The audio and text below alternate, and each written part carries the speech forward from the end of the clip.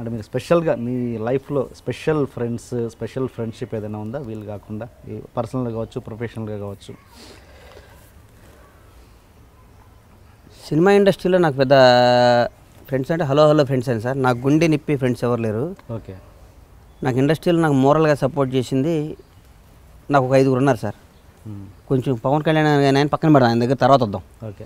బయట ఆడ కొంచెం అట్లా ఒక ఆయన ఇక్కడ నారాయణగూడలో ఉంటాడు, జయంత్ అని ఒక ఆయన. నా ప్రతి ఆడియో ఫంక్షన్కి వస్తుంటాడు. ఓకే. ఆయన వైశాస్ ఆయన కూడా. ఒక ముస్లిం ఆయన ఉంటాడు ఓల్డ్ సిటీలో, హమీద్ భాయ్ అని, ఆయన కూడా. వీళ్ళిద్దరూ ప్లస్ నాకు సొంత బ్రదర్ అంటే ఎక్కువ. నా బ్రదరు మా అన్నయ్య ఎట్లో నాకు అట్లా. రంజిత్ రెడ్డి అని ఎస్ఆర్ గ్రూప్ హ్యాచరీస్, ఓకే. ఆయన సొంత తమ్ముడికి కూడా ఎవడో అట్లా చేయడము, సొంత అన్నదమ్ముడు కూడా అట్లా ఉంటారు, మేము అట్లా ఉంటాం. ఈరోజు నేను ఈ లాస్ట్ 2 years 3 years నుంచి కూడా మేము ఇట్లా మా పౌల్ట్రీ ఇండస్ట్రీ లాస్ట్ 3 years కొంచెం బాగా. ఓకే. హ్యూజ్ లాసెస్ ఉన్నాయి అంతే ఇండస్ట్రీ మొత్తం ఆల్ ఓవర్ ఇండియా.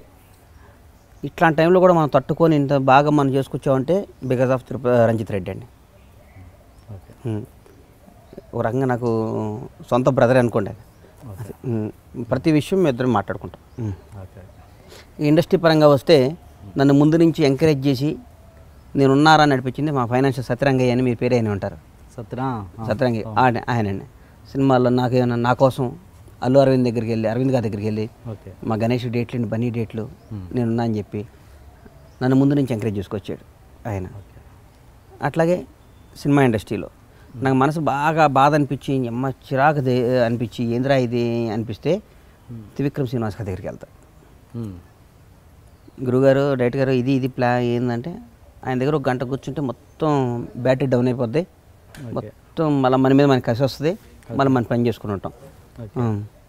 అది ఏంటి ఆయనతో అంత రిలేషన్ మీకు? అంటే ఎట్లా ఏర్పడ్డది? త్రివిక్రమ్ గారు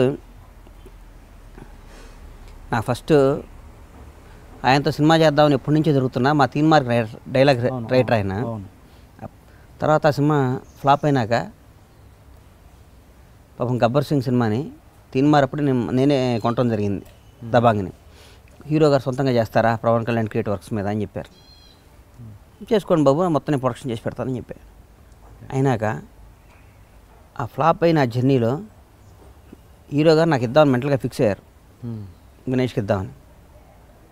త్రివిక్రమ్ గారు కూడా వెళ్ళి ఈ సినిమా గణేష్ చేస్తే బాగుంటుందని చెప్పి నా కోసం సెట్ చేసి గబ్బర్ సింగ్ అనే సినిమా ఇవాళ రూపురేఖలు దిద్దుకోవడానికి పవన్ కళ్యాణ్ గారితో పాటు త్రివిక్రమ్ గారు కూడా అంత ముఖ్యం. అంటే అది నా జీవితాన్ని నేను మార్చిన సినిమా కదా సార్. నేను ఎప్పుడు పవన్ కళ్యాణ్ గారు అంటే త్రివిక్రమ్ గారు అన్నా, పవన్ కళ్యాణ్ గారు అంటే త్రివిక్రమ్ గారు అంటే నాకు ఒక బుక్ లాంటాడు. ఆయన ప్రతి విషయంలో ఆయనతో నాకు పర్సనల్ డీప్ ఉంటే ఆయనతో మాట్లాడుతుంటాను. తీన్మార్ సినిమాకి త్రివిక్రమ్ గారు పర్ఫెక్ట్గా పూర్తి స్థాయిలో వర్క్ చేశారండి, లేదంటే కొంచెం ఆయన వేరే ప్రాజెక్టులో బిజీ ఉండడం వల్ల దీని మీద అంత కాన్సన్ట్రేట్ చేయలేకపోయారు అన్నది ఒక టాక్. నిజమేనా? ఎంతవరకు? ఏం లేదు, బ్రహ్మాండంగా రాసి పెట్టారు.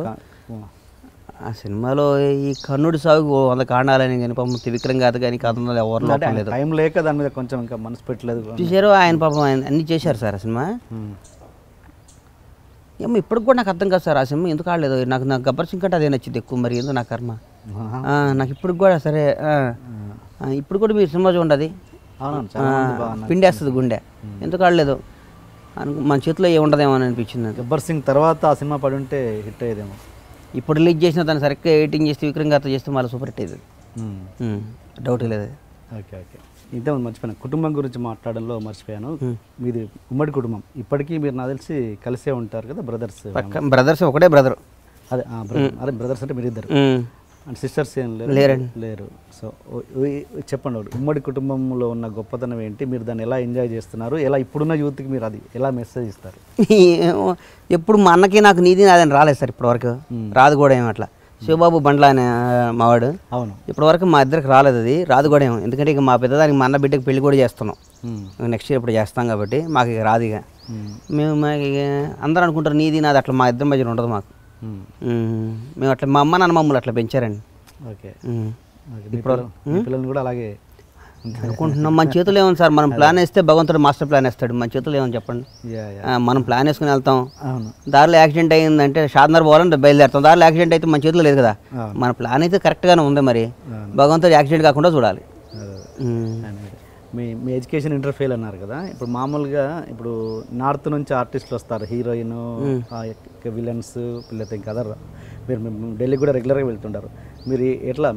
నేను అన్ని ఇంగ్లీష్ హిందీ బ్రహ్మాండంగా మాట్లాడతాను సార్. అవునా? ఓకే, అడుగుతున్నాను. నా బాధను వాళ్ళకి అర్థం చేసుకుంటారు. ఇది ఇంగ్లీష్ అది నాకు తెలిసినాక నాతో మాట్లాడతారు. కంటెంట్ అర్థం, నా బాధ అర్థం అవుద్ది, కంటెంట్ ఎందుకు. ఈ ఫుల్ బట్టలు ఏమైనా తప్పులు ఉండొచ్చు కానీ నా బాధ వాళ్ళకి అర్థమైపోతాయి. కాజల్ గిజల్ అందరినీ ఎవరినైనా హీరోయిన్ ఇంగ్లీష్లో వాయించిపోతుంది వాడిని. ఫుల్ మీద కామెడీ చేస్తుంటారా? కామెడీ వర్క్ ప్రొడక్షన్ చేసేటప్పుడు కామెడీ లేదు సార్. కామెడీ అనేది భాష మీద. సినిమా స్టార్ట్ అయ్యేదాకా డైరెక్టర్ని హీరోని నా ఫ్రెండ్స్లా చూస్తా. సినిమా స్టార్ట్ అయిన రోజు నుంచి ఎనిమిదిలా చూస్తా, ఎందుకంటే నా సినిమా నేను దెబ్బ కొడతారా అని నా మనసులో అట్టుంటా. అమ్మో వీళ్ళు ఏం చేస్తున్నారు, చూడాలని. సినిమా అయిపోయిన దగ్గర నుంచి మళ్ళీ వాళ్ళు, ఎందుకంటే సినిమా అనే ప్రాణం సార్ అక్కడ. మమ్మల్ని బతికిచ్చేది సినిమా కాబట్టి సినిమా తర్వాత ఏదైనా.